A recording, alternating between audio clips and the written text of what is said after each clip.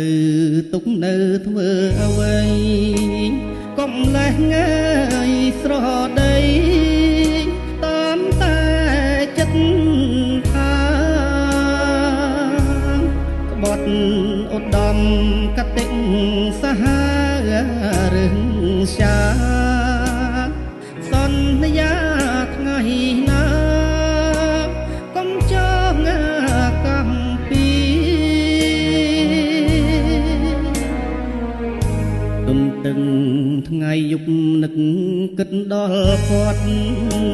វារឹងងាយកងតបរបស់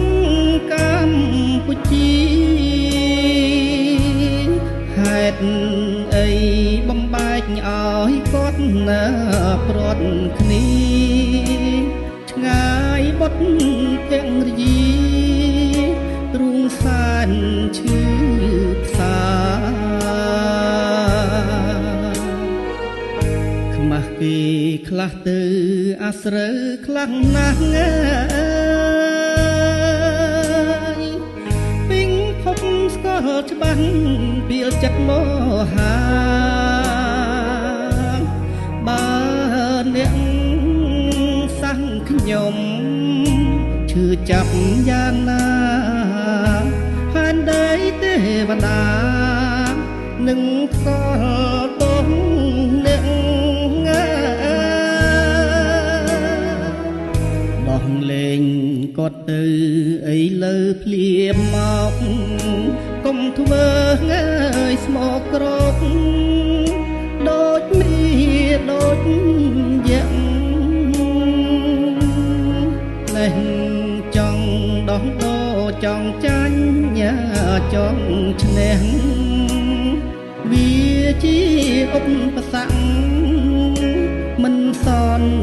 ទិញភាព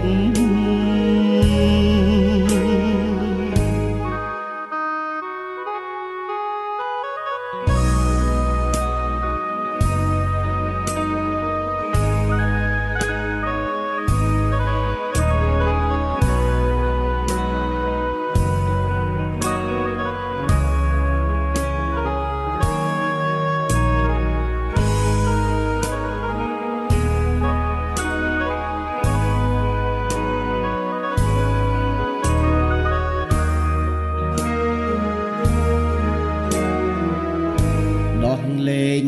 គាត់ទៅទុកនៅធ្វើអ្វីកុំលេះងាយស្រដីតាមតែចិត្តថាក្បត់ឧត្តមកតិសហរឹងសាសន្យាថ្ងៃណាកុំចង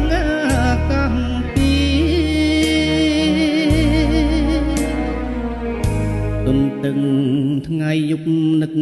គិតដល់គាត់វារឹងងាយកងតបរបស់កម្ពុជាហេតុអីបំបែកឲ្យគាត់ណាប្រត់គ្នាឆ្ងាយបុតទាំងរយីទ្រូងសានឈឺផ្សាខ្មាស់គេខ្លះទៅអាស្រូវខ្លាំងណាស់ងា